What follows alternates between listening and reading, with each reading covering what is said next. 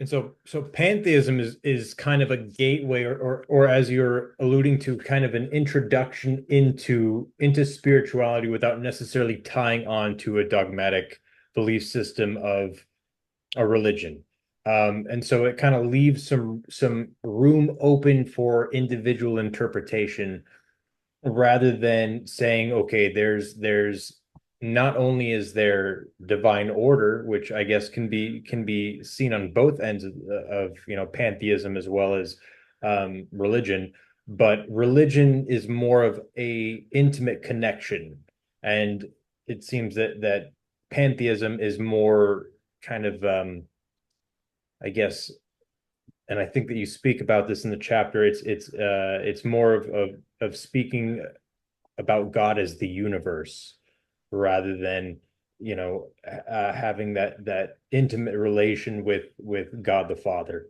Um, is that correct in regards to pantheism, or is there Yeah, I a description? yeah, if you are using the term religion to mean connection with the infinite, but a lot of people might say, well, I'm religious, but my religion is pantheism. Maybe not a lot of people, but some people might say that. Or depending on how you use the word religion, that would change.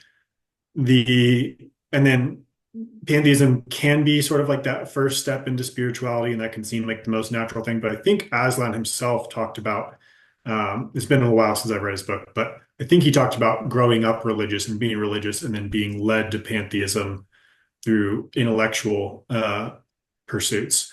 So it could go on either end. I think um, in the traditional sense of religion where there's like an organized group and you have a community and you do things, um, there's not widespread pantheist communions.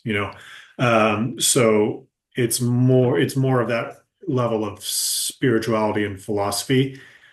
And there is, I think, the appeal to it through sort of an intellectual side, but it's also kind of confusing because it's not very, well, it's at least not very, it's not analytically philosophical. They haven't really detailed out, here's how pantheists see the world. There's sort of a lot of people who just sort of like the gist of it and seem to maybe have different understandings of how it works. But overall, I don't think there's a coherent explanation. So it's a little bit of a confusing um, coalition, but all in all, I think it falls into the category of um, vaguely religious and has a modern appeal.